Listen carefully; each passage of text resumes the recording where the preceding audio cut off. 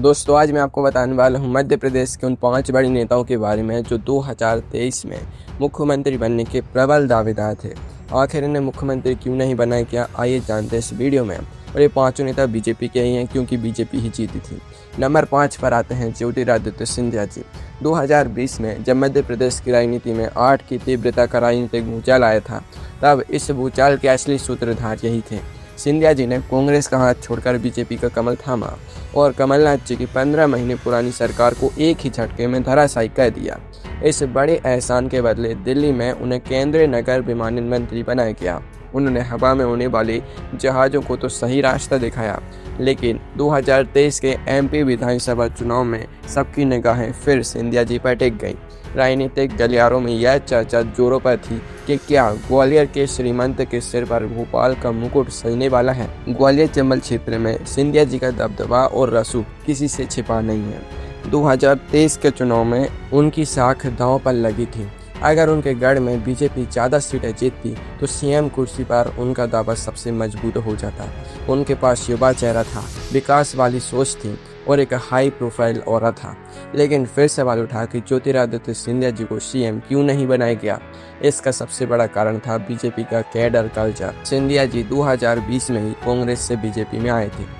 अगर बीजेपी उन्हें अचानक सीएम बना देती तो सालों से पार्टी के लिए दरी बिछाने वाले पुराने और मूल कार्यकर्ताओं में असंतोष फैल जाता।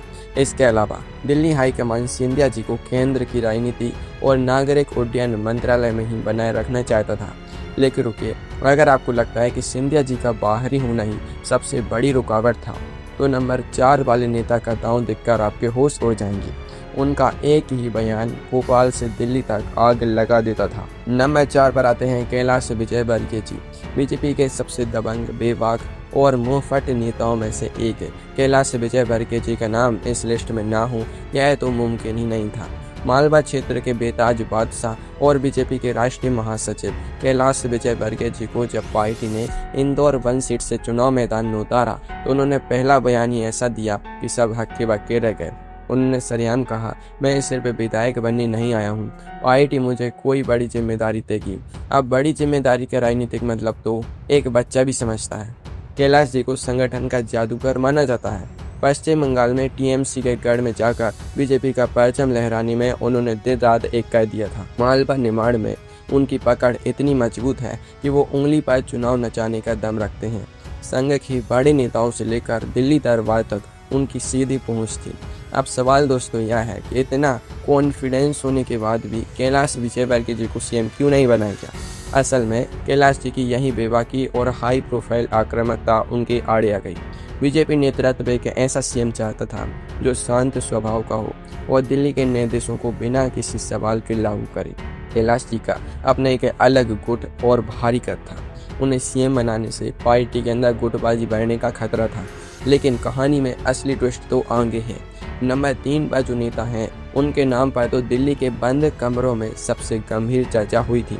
आरएसएस के सबसे करीबी और शांत खिलाड़ी। नंबर 3 पर आते हैं प्रहलाद सिंह पटेल जी। महाकौशल की धरती से आने वाले प्रहलाद सिंह पटेल जी का नाम 2023 के चुनाव में सीएम रेस का सबसे शांत लेकिन सबसे मजबूत घोड़ा माना जा रहा था। मोदी सरकार में केंद्रीय मंत्री रहते हुए जब उन्हें नए सैपुर से विधानसभा चुनाव लड़ने भोपाल भेजा गया, तभी से सियासी गलियारों में हलचल तेज हो गई थी। प्रहलाद पटेल जी एमपी के 50% से ज़्यादा ओबीसी वोट बैंक के सबसे बड़े स्तंभों में से एक हैं। प्रहलाद जी का अंदाज हमेशा से साइलेंट ऑपरेटर वाला रहा है। वो फालतू बयानबाजी से कोसों दूर रहते हैं। उमा भारती जी के दौर से राजनीति कर रहे प्रहलाद पटेल जी की संघ में बहुत गहरी पकड़ है। बेदाग छवि, लंबा प्रशासनिक अनुभव और महाकौशल बुंदेलखंड में मजबूत जनाधार उनके पक्ष में सबसे बड़ा पॉइंट था। तो फिर प्रहलाद सिंह पटेल जी सीएम क्यों नहीं बने? इसकी सबसे बड़ी वजह है दोस्तों कि BJP high command Madhya Pradesh में पूरी तरह से नया और युवा ओबीसी चेहरा लाना चाहता था। प्रहलाद पटेल जी की उम्र और उनका लंबा राजनीतिक अनुभव उस जनरेशन शिफ्ट के फॉर्मूले में फिट नहीं बैठ रहा था जिसे मोदी शाह की जोड़ी लागू करना चाहती थी। पार्टी एक ऐसे नेता को आगे बढ़ाना चाहती थी जो अगले 15-20 सालों तक पार्टी का नया नेतृत्व बन सके। लेकिन दोस्तों यार रुकिए, नंबर 2 वाले नेता जी तो वो थे जिनके हाथ में पूरे चुनाव का रिमोट कंट्रोल था। उनके नाम पर तो दिल्ली से लेकर भोपाल तक सबकी सहमति बन चुकी थी। नंबर 2 पर आते हैं दोस्तों नरेंद्र सिंह तोमर जी।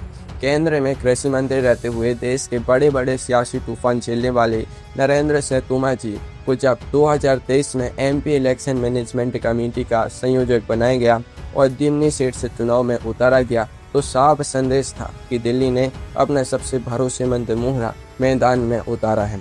तोमर जी को बीजेपी का सबसे बड़ा क्राइसिस मैनेजर कहा जाता है। नरेंद्र सिंह तोमर जी की सबसे बड़ी ताकत यह थी कि उनका किसी भी गुट से कोई विवाद नहीं था। वो शिवराज जी के भी दोस्त थे, सिंधिया जी के भी उनकी पटरी बैठती थी और संघ के तो वो चाहते ही थे।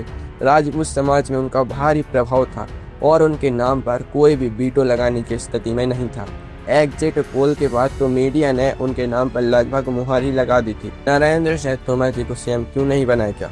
इसके 2 सबसे बड़े कारण थे दोस्तों। पहला, छत्तीसगढ़ में आदिवासी सीएम और राजस्थान में राजपूत सीएम का समीकरण बन रहा था, इसलिए मध्य प्रदेश में ओबीसी सीएम बनाना बीजेपी की सबसे बड़ी सामाजिक मजबूरी थी। दूसरा, तोमर जी को विधानसभा का अध्यक्ष बनाकर सदन संभालने की जिम्मेदारी दी गई ताकि एक तरफ नए सीएम को अनुभव मिले और दूसरी तरफ सीनियर नेताओं में असंतोष न फैले। और अब आते हैं नंबर 1 पर, वो नेता जिन्होंने 18 साल तक मध्य प्रदेश की गद्दी पर एक छत्र राज किया, जिनकी लाडली बहना योजना ने हाथों ही बाजी पलट दी। फिर ऐसा क्या हुआ कि उनकी ही गद्दी छिन गई? तो दोस्तों नंबर 1 पर आते हैं शिवराज सिंह चौहान जी। मामा के नाम से मशहूर शिवराज सिंह चौहान जी 2023 के चुनाव में सीएम पद के सबसे स्वाभाविक और सबसे बड़े दावेदार थे। 18 साल तक मुख्यमंत्री की कुर्सी पर बैठना कोई बच्चों का खेल नहीं होता। जब 2023 के चुनाव से पहले सत्ता विरोधी लहर की बातें हो रही थी, तब शिवराज जी ने लाडली बहना योजना का ऐसा ब्रह्मास्त्र चलाया कि 230 में से 163 सीटें जीतकर बीजेपी ने बम्पर बहुमत हासिल कर लिया। शिवराज जी ने चुनाव में दिन रात एक कर दिया था, 160 से ज़्यादा सभाएं की और सीधे जनता के दिलों में उतरे। प्रचंड जीत का सबसे बड़ा श्रेय मामा जी को ही दिया जा रहा था। उनके पास 18 सालों का अनुभव था, अपार जनप्रियता थी और कार्यकर्ताओं का भारी समर्थन भी था। लेकिन सवाल वही है, प्रचंड जीत के नायक शिवराज सिंह चौहान जी को दोबारा सीएम क्यों नहीं बनाया गया? इसका जवाब छिपा है बीजेपी की पीढ़ीगत बदलाव की नीति में। 18 साल के लंबे कार्यकाल के बाद पार्टी अलकमन राज्य में एक ही चेहरे का एकाधिकार खत्म करना चाहता था। मोदी शाह की जोड़ी यह संदेश देना चाहती थी कि बीजेपी में कोई भी नेता पार्टी से बड़ा नहीं है। 2024 के लोकसभा चुनाव से पहले बीजेपी मध्य प्रदेश में एक नई दूसरी पीढ़ी का नेतृत्व खड़ा करना चाहती थी। इसी रणनीति के तहत शिवराज जी को राज्य से निकालकर केंद्र की राजनीति में ले जाने का फैसला किया गया और इस तरह 2023 के मध्य प्रदेश चुनाव का असली क्लाइमेक्स तब हुआ जब बीजेपी आलाकमान ने उन सभी 5 दिग्गज छत्रपों को दरकिनार करते हुए एक ऐसे नाम का ऐलान किया जिसकी किसी ने कल्पना भी नहीं की थी, डॉक्टर मोहन यादव जी। दोस्तों राजनीति इसी अनिश्चितता का नाम है, जहां दावेदार कोई और होता है और सेहरा किसी और के सिर सज जाता है।